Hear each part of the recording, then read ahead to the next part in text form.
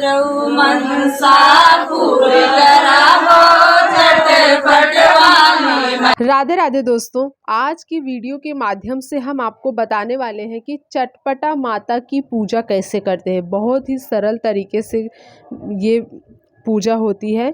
तो इस पूजा की जो खास बात है वो यह है कि यह पूजा सुहागिनों का है। ये पूजा सुहागिन ही करती हैं और पूजा में जिन लोगों को बुलाया जाता है वो भी सुहागिन ही होती हैं। आप अगर एकहरा करवा रहे हैं तो 7 सुहागिन, दोहरा करवा रहे हैं तो 14 सुहागिन प्लस जो पूजा करवाएगा वो। तो इसमें जो सबसे पहला स्टेप है वो है रंग लगाना पैरों में। इस तरह से आप सभी सुहागिनों के पैर में रंग लगाएं। रंग जो पैर में रंग लगाए जाते हैं, कई कई जगहों पर इसे आलता बोलते हैं, महावर भी बोलते हैं।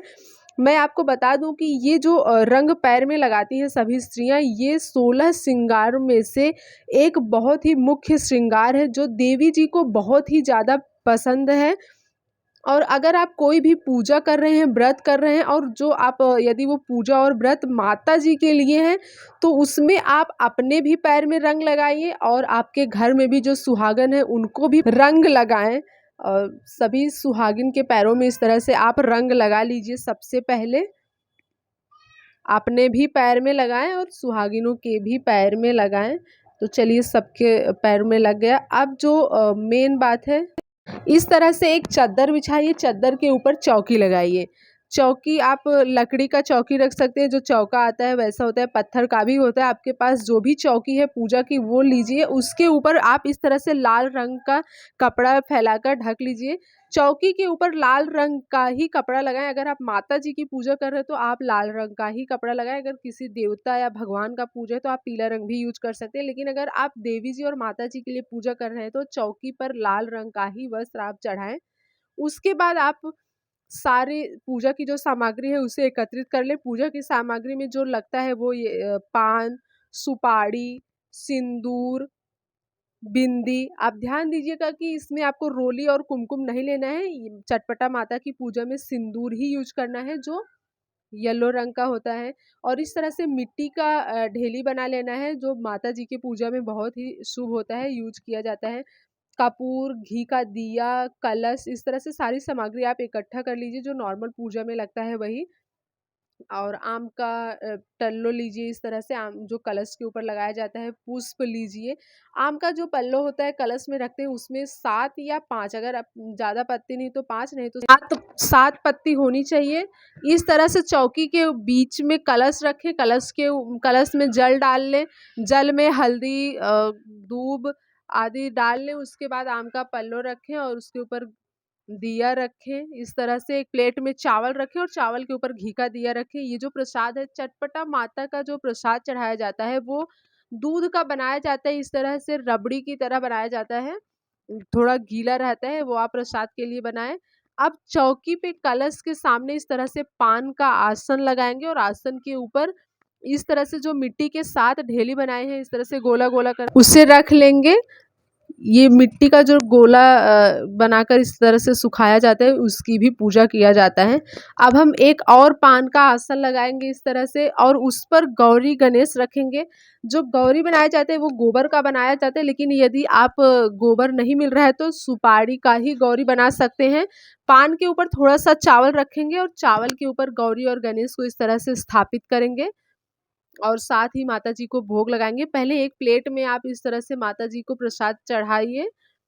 उसके बाद जो प्रसाद बचता है उसे सभी सुहागिनों में, 7 सुहागिन और एक जो पूजा कर रहे हैं उनको लेकर 8 प्लेट लगाइए।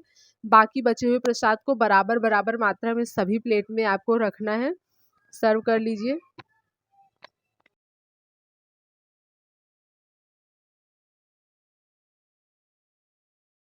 कलश पे रखा हुआ दीपक जला लेंगे। सबसे पहले ये मेन दीपक है। दीपक आपका घी का ही होना चाहिए।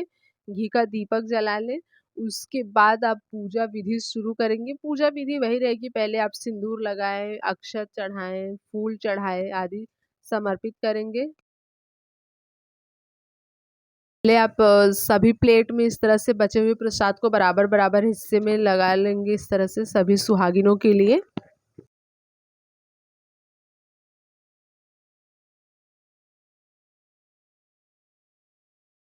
अब पूजा के लिए हमने जिस जिस भगवान का स्थापना किया है, कलश, गौरी, गणेश, ढेलकी, सभी को हम इस तरह से पुष्प को जल में भिगोकर इस तरह से स्नान कराएंगे। सबको स्नान कराने के बाद धूप जलाएंगे। आप अगरबत्ती भी यूज कर सकते हैं, लेकिन मैं आपको यहाँ पर बताना चाहूँगी कि पूजा में अगरबत्ती नहीं यूज करना चाहिए, धूप बत्ती ही यूज करना चाहिए। अगरबत्ती क्यों नहीं यूज करना चाहिए, अगर आप जानना चाहते हैं कि मैं उसके विषय में एक डिटेल वीडियो बनाऊं तो आप हमें कमेंट कीजिए, मैं उसके लिए एक अलग से वीडियो ज़रूर बनाऊंगी। लेकिन अभी के लिए आप इतना जानिए कि पूजा के लिए अगरबत्ती ना यूज करें, आप धूप बत्ती ही यूज करें। धूप बत्ती जलाकर रख देंगे थोड़ी देर के लिए, इस तरह से अच्छे से वो धूप बत्ती जल जाएगा। उसके बाद हम दिखाएंगे। स्नान कराने के बाद सबको सिंदूर लगाना है इस तरह से। सबसे पहले गणेश जी को लगाएं, फिर गौरी जी को, उसके बाद बाकी सब पर इस तरह से जो मिट्टी के साथ गोले बनाकर रखे हैं, इसको ढेलकी बोलते हैं, आप उन सभी को सिंदूर लगाएं इस तरह से। उसके बाद आपने कलश में जो आम के पत्ते लगाए हैं, सभी पत्तों पर भी आपको सिंदूर लगा लेना है इस प्रकार से। उसके बाद दीपक में लगाएं, कलश में भी सिंदूर लगाएं और चौकी में भी सिंदूर आप लगा लें 7 बार या 5 बार।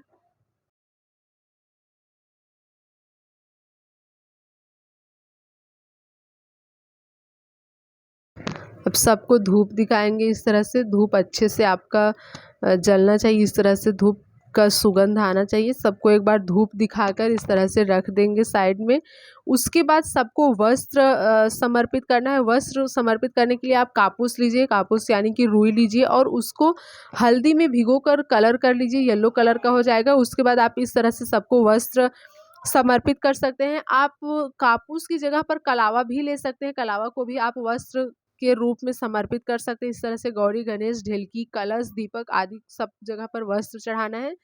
उसके बाद आपको इन सबको फूल भी चढ़ाना है। आप अक्षत चढ़ा रहे हैं या फूल चढ़ा रहे हैं या फिर फल हो, कुछ भी यदि आप चढ़ा रहे हैं, सबसे पहले आपको गणेश जी को चढ़ाना है। गौरी गणेश को चढ़ाने के बाद आदि जगहों पर आप चढ़ाएंगे। अब सबको इस तरह से फूल चढ़ा लेंगे। आप मन में भगवान का नाम लेते रहिए। जिस जिसको पुष्प चढ़ा रहे हैं उनका नाम लेते हुए पुष्पम समर्पयामि ऐसे बोलते रहिए सबको और पुष्प समर्पित कीजिए। उसके बाद देखिए इस तरह से पुष्प समर्पित हो गया है सबको। अब भगवान के सामने हाथ जोड़िए, प्रणाम कीजिए। उसके बाद अब आप सभी को पान का बीड़ा बनाकर चढ़ाना है। पान का बीड़ा चढ़ाया जाता है। आप पान के अंदर एक लौंग डालिए या फिर एक इलायची डालिए। खाली पान का बीड़ा नहीं बनाना है आपको, इस तरह से एक लौंग अंदर डालिए। उसके बाद जैसे पान का बीड़ा बनाया जाता है उस तरह से बीड़ा बनाइए और एक लौंग लीजिए, उसको पान के ऊपर से इस तरह से इसमें लगा देंगे ताकि जो आपने पान का बीड़ा बनाया वो खुले नहीं। सभी जगहों पर पान का बीड़ा चढ़ाना है। इस पूजा में पान का भी बहुत ही महत्व है। आपको पान सभी जगहों पर चढ़ाना भी है और साथ ही आपने जितनी सुहागिनों को बुलाया है पूजा करने के लिए उनको प्रसाद के रूप में आपको पान देना भी है। सादा पान आप लगवा के रख लीजिए, जो सादा पान लगाया जाता है उससे भी भगवान के आगे समर्पित कीजिए। उसके बाद वहाँ से उठाकर आपको देना है। तो देखिए इस तरह से सभी सुहागिनों के लिए पान बनवा लिया है, उसे आप एक बार इस तरह से माता जी को समर्पित कीजिए। बाद में इसे आप सुहागिनों में वितरण करेंगे। जिस तरह से आपने सबको सिंदूर चढ़ाया था उसी तरीके से आप बिंदी चढ़ाएंगे। बिंदी आपको गौरी जी को ही चढ़ाना है, गौरी जी को चढ़ाइए और कलश पे लगा सकते हैं। एक बिंदी आप गौरी जी को चढ़ाएं और कलश पर लगाएं।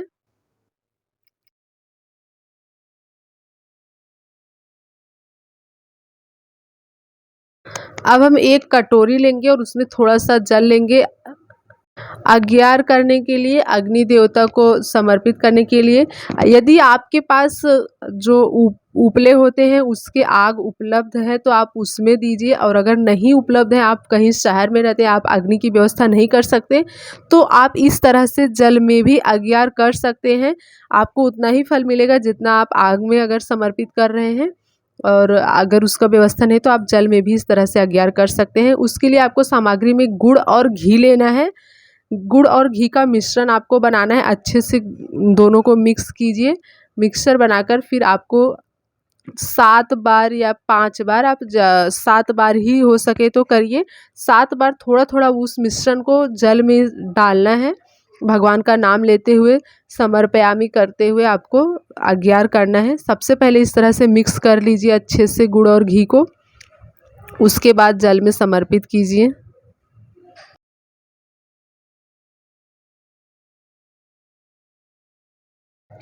अब थोड़ा-थोड़ा लीजिए और 7 बार जल में इस तरह से समर्पित कीजिए। देखिए इस तरह से भगवान का नाम लेते हुए समर्पित कीजिए।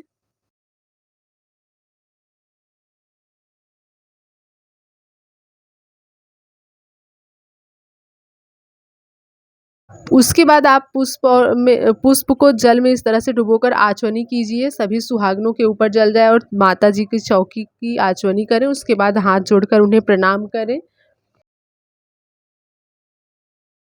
अब आपने जो सिंदूर और बिंदी माता जी को चढ़ाया था, वही सिंदूर और बिंदी सभी सुहागिनों को लगाना है। तो सबसे पहले आप सिंदूर ले लीजिए और वह एक साइड से आप सभी सुहागिनों को सिंदूर लगाना शुरू कीजिए। सबसे पहले जो पूजा कर रहा होता है वो अपने आप को सिंदूर लगाएं, उसके बाद सुहागिनों को लगाएं।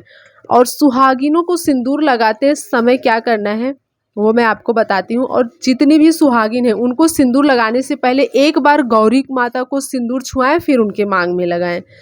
आपको मैं आगे वीडियो में दिखा रही हूँ कैसे करना है।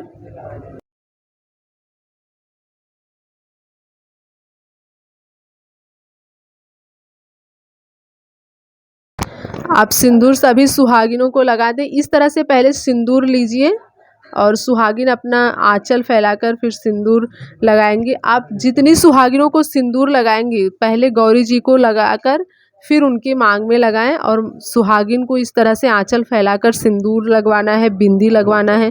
प्रसाद भी उन्हें इसी तरह से ग्रहण करना है। तो चलिए सभी सुहागिनों को सिंदूर लगा लीजिए। इस तरह से पहले आप गौरी जी को समर्पित कीजिए, फिर सुहागिन के मांग में लगाएं।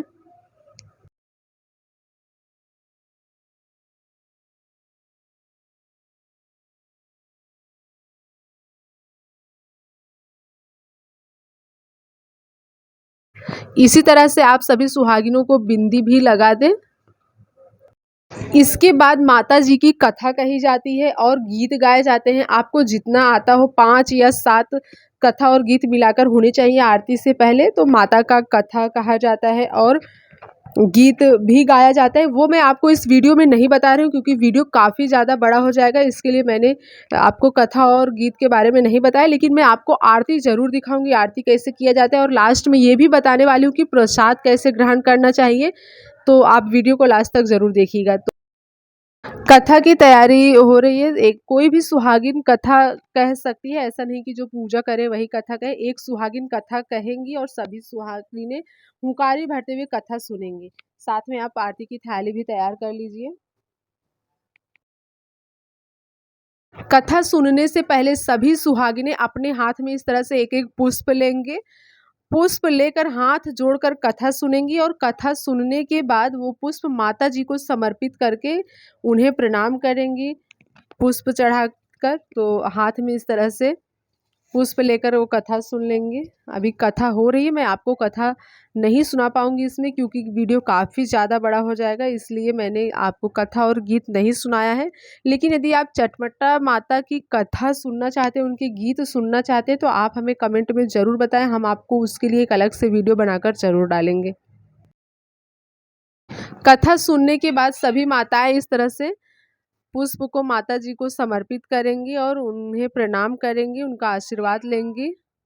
और मैं आपको बता दूं कि एक बार सभी सुहागिन खड़ी हो गई तो उन्हें वापस बैठना नहीं है जब तक वो आपके चौखट के बाहर नहीं चली जाएंगी। तो अब आरती होगी। आरती माता जी की खड़े होकर ही की जाती है। तो आरती की थाली मैंने ऑलरेडी तैयार कर लिया, आपको बताया था। घी का दीपक रहेगा आरती के लिए और साथ में कपूर भी रहेगा। कपूर जलाने के लिए आप इस तरह से चावल का ढेर बनाइए और उसमें 2 बूंद जल डालिए। डायरेक्ट चावल के ऊपर आपको कपूर नहीं जलाना है। चावल में 2 बूंद जल मिक्स कीजिए, उसके बाद आप कपूर जलाएं। घी का दीपक और कपूर दोनों साथ में जलाकर आरती करना है आपको इस तरह से। तो देखिए घी और कपूर दोनों जला दिया है। आरती की थाली तैयार हो गई है। अब सभी सुहागिनें साथ में खड़ी होंगी और आरती करेंगी। ध्यान दीजिएगा कि वो बैठेंगी नहीं अब एक बोलो बार सरस्वती खड़ी होने माता के बाद। की जय। हमरऊ मनसा पूरी करावो झटपट वाली मैया। हमरऊ मनसा पूरी करावो झटपट वाली मैया। सिमानी कैसे हमर करावो झटपट वाली मैया। हमरऊ मनसा पूरी करावो झटपट वाली मैया। बेटा और बेटी अमर करावो झटपट वाली मैया। बेटा बहुआ मरण करावो झटपट वाली मैया। हमरऊ मनसा पूरी करावो झटपट वाली मैया। धिया दामाद अमर करावो झटपट वाली मैया। नाती पोता बनर करावो झटपट वाली मैया। धन दौलतिया बनर करावो झटपट वाली मैया। हमरऊ मनसा पूरी करावो झटपट वाली मैया। गैया भैंसिया दुहार करावो झटपट वाली मैया। हमरऊ मनसा पूरी करावो झटपट वाली मैया। मान सम्मान बढ़न करावो झटपट वाली मैया। हमरऊ मनसा पूरी करावो झटपट वाली मैया। बोलो चटपटी माता की जय।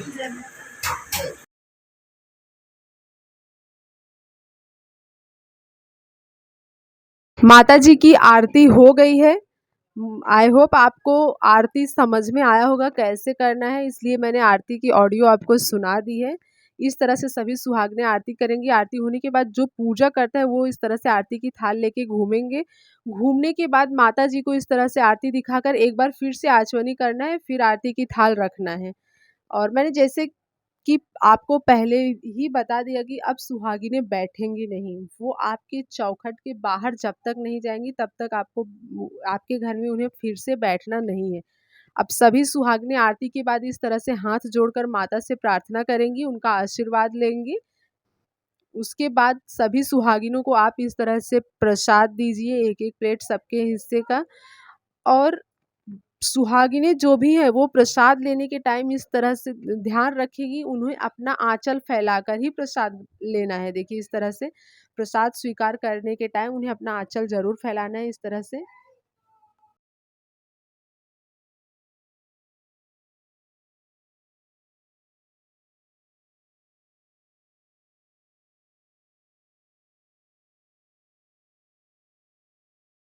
प्रसाद लेने के बाद अब इनको प्रसाद यहीं पर खाना भी है। ये जो प्लेट दिया गया है ये उन्हें घर पे नहीं ले जाना है। जिसने ये पूजा करवाई है या जो ये पूजा करवा रहा है, सबसे पहले प्रसाद वो ग्रहण करेंगे, उसके बाद बाकी सब ग्रहण करेंगे। और मैं आपको बता दूं कि इस पूजा का जो सबसे महत्वपूर्ण बात है वो ये है कि आपको ये प्रसाद हाथ या चम्मच से नहीं खाना है। आपको इस तरह से प्लेट से डायरेक्ट मुंह से खाना है। आप हाथ नहीं लगा सकते, चम्मच भी नहीं लगा सकते। आप देख सकते हैं वीडियो में सुहागिनें कैसे खा रही हैं। इसी तरह से इसके लिए उनको कागज का प्लेट या फिर दोना दिया जाता है जिससे वो आसानी से खा सकती हैं, क्योंकि वो फोल्ड हो सकता है। इसलिए आप प्रसाद देने के टाइम स्टील के बर्तन ना यूज करें, क्योंकि उसमें मुंह से खाने में बहुत ही दिक्कत होती है। तो अब सभी सुहागिनें प्रसाद ग्रहण कर रही हैं। ये प्रसाद जो उनको 7 प्लेट में अलग से प्रसाद लगाया जाता है, 7 सुहागिन और एक पूजा करने वाले को लेकर 8, वो प्रसाद इनको यहीं पर खत्म करना है। उस प्रसाद को घर नहीं ले जाना है। घर ले जाने के लिए जो प्रसाद माता जी को शुरू में ही हमने समर्पित किया था, उसी में से वो थोड़ा थोड़ा प्रसाद करके अपने घर ले जाएंगी और आप भी अपने घर पर सभी को दे सकते हैं। ऐसा कहते हैं लोग कि इस प्रसाद को सिर्फ सुहागिनें खा सकती हैं या शादीशुदा लोग ही खा सकते हैं, जिसकी शादी नहीं हुई है वो नहीं खा सकते। लेकिन मैं आपको बता दूं कि ऐसा कुछ भी नहीं है, हर कोई इस प्रसाद को खा सकता है, जिसकी शादी हुई है वो भी, जिसकी नहीं हुई है वो भी। बस इस बात का ध्यान रखना है कि जिसकी शादी नहीं हुई है अगर वो ये प्रसाद खा रहा है, तो जब भी भविष्य में उसकी शादी होगी तो शादी से पहले उसके नाम पर इस पूजा को एक बार आपको फिर से कराना होता है। प्रसाद ग्रहण करने के बाद आप सभी सुहागिनों को जल दीजिए, वो जल भी ग्रहण करेंगी यहीं पर खड़े होकर। ये जो पूजा है वो यूपी और बिहार में बहुत ही ज़्यादा प्रचलित है, अन्य राज्यों में नहीं होता है ये पूजा, यूपी और बिहार के लोग ही इसे करते हैं। अब जो सुहागिनों ने जिस प्लेट में प्रसाद ग्रहण किया था, उस प्लेट को आप अपने आँचल में इस तरह से रोप लीजिए। इस प्लेट को आपको कचरे में नहीं डालना है, आप वहाँ पर डालेंगी जहाँ पर हार फूल यानी पूजा पाठ का जो हार फूल होता है वहाँ उस कचरे में आपको डालना है। अब जो पान आपने चढ़ाया था, उस पान को सभी सुहागिनों को दीजिए प्रसाद के रूप में, और उस पान को भी सभी सुहागिनें अपने आँचल में ही ग्रहण करेंगी, स्वीकार करेंगी। अब सभी सुहागिनें प्रसाद ग्रहण कर ली, जलपान भी कर लिया, पान भी मिल गया। अब वो माताजी को प्रणाम करेंगी, उनका आशीर्वाद लेंगी और आपके चौखट के बाहर जाएँगी, बैठेंगी नहीं। झुककर इस तरह से माताजी को प्रणाम करेंगी। यदि आप सुहागिनों को चाय पानी कराना चाहते हैं, नाश्ता कराना चाहते हैं, तो आप एक बार उनको आपके घर का जो मेन दरवाज़ा है, उस चौखट को, आपके घर की जो ड्योढ़ी होती है, चौखट होती है, मेन दरवाज़ा, उसको एक बार पार करवा दीजिए। उस चौखट को डाक कर वो सभी सुहागिनें आपके घर के बाहर जाएँगी। उसके 2 मिनट बाद वो फिर से अंदर आएँगी, उसके बाद वो बैठ के आपका चाय नाश्ता ग्रहण कर सकती हैं, तब बैठ सकती हैं। चौखट डाकने के बाद ही वो बैठ सकती हैं, चौखट डाकने से पहले आपके घर में नहीं बैठ सकती।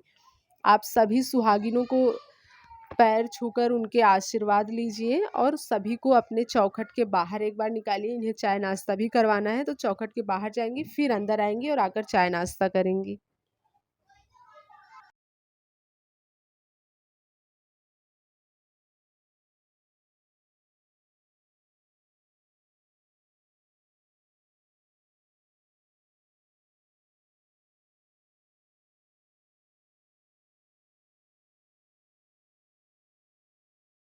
सब लोग चौखट के बाहर गई थी, अब वापस आ रही हैं। अब हम इनको चाय और नाश्ता करा देते हैं। चलिए, मैं आशा करती हूँ कि आपको हमारा वीडियो समझ में आया होगा, माता की पूजा कैसे करते हैं वो भी समझ में आया होगा। यदि आपको कोई भी संदेह है, आप उनको कुछ समझ में नहीं आया होगा, तो आप हमें कमेंट में ज़रूर पूछें, हम आपको बताएँगे। हमने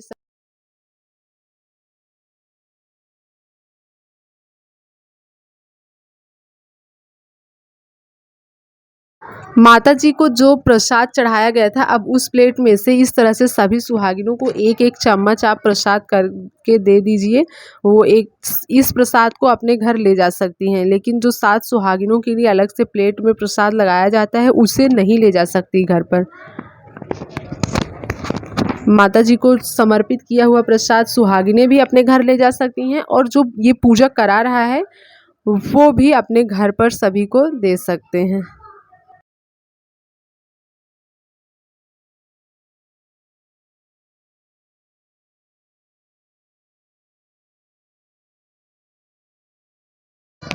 अब पूजा अच्छे से हो गई है, पूजा समाप्त हो गया, सभी सुहागिनें प्रसाद ग्रहण कर ली और प्रसाद भी घर ले जाने के लिए उन्हें मिल गया है। अब वो माता जी को प्रणाम करेंगी और सब अपने अपने घर को जाएंगे। तो पूजा अच्छे से हो गई। वीडियो देखने के लिए आपका बहुत बहुत धन्यवाद। वीडियो लास्ट तक आपने देखा, इसके लिए आपका बहुत बहुत आभार। मैं आशा करती हूँ कि आपको वीडियो समझ में आया होगा। आप हमारे चैनल पर पहली बार आए हैं तो हमारे चैनल को सब्सक्राइब कीजिए, और इसी तरह के वीडियोस, पूजा, व्रत, विधि आदि के बारे में जानने के लिए हमारे चैनल को सब्सक्राइब करें और बेल आइकन को ज़रूर प्रेस करें। और अगर आपको वीडियो पसंद आए तो लाइक भी कीजिए। जय श्री राधे, जय श्री कृष्ण।